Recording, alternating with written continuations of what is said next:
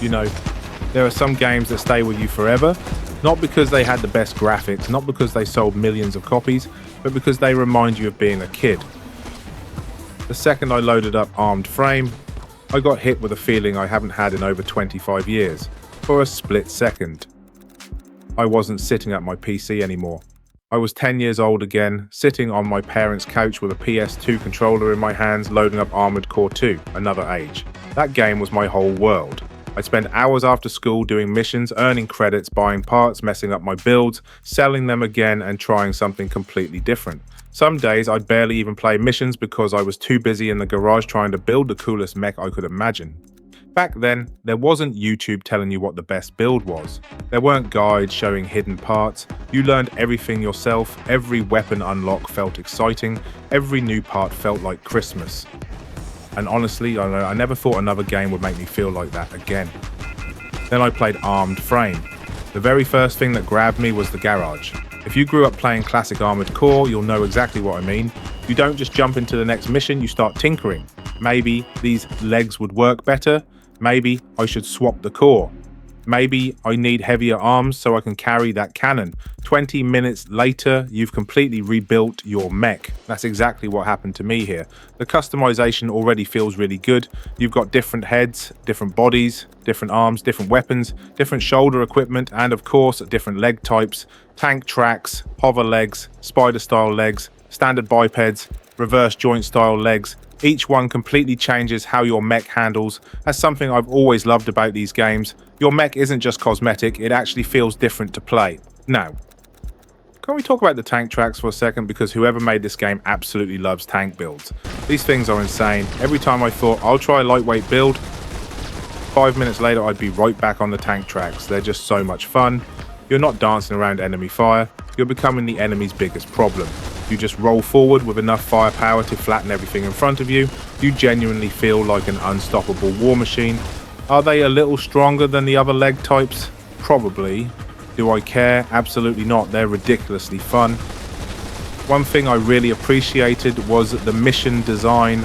The maps gave me those old school Armored Core vibes without feeling like they were trying to copy them. Industrial areas, military facilities, wide open battlefields. Everything feels like it belongs in a mech game. The missions themselves are straightforward, which honestly reminds me of the older Armored Core games. You get your objective, you head out, you finish the job, then it's back to the garage to see what new parts you've unlocked. That gameplay loop is still incredibly satisfying. Another thing that instantly made me smile was bringing NPC allies into certain missions. The second another mech started fighting alongside me, I couldn't stop thinking about that White Glint mission in Armored Core 4 for answer.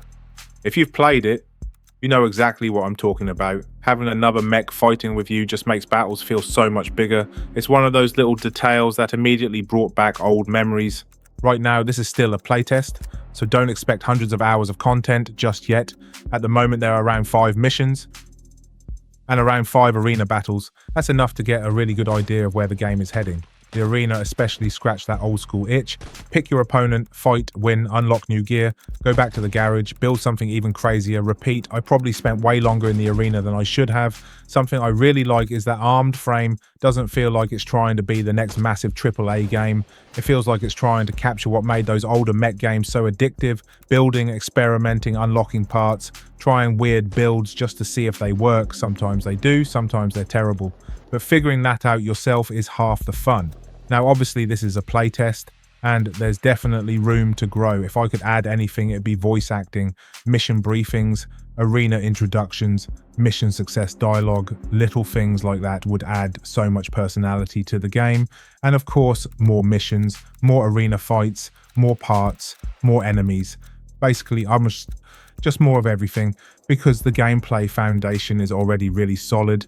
I was lucky enough to get access to the playtest, and I've genuinely had a great time with it.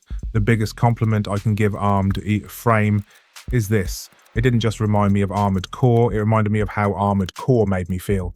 That excitement of finishing one mission and immediately wanting to play another, unlocking one more weapon, trying one more build, telling yourself, just one more mission, before suddenly realizing it's 1 o'clock in the morning. That's a feeling I haven't had from a mech game in a very long time, and Armored Frame somehow brought it back. If you're an Armored Core fan, especially if you grew up with the PS2 games, I genuinely think you should keep an eye on this one.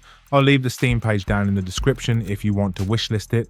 I really hope this game gets the support it deserves because there's a lot of potential here and I can't wait to see what the developers add next. Anyway guys, that's going to do it for this video. If you enjoyed it, leave a like because it really helps out the channel. Subscribe if you want to see more mech games, Armored Core content and hidden indie games like this.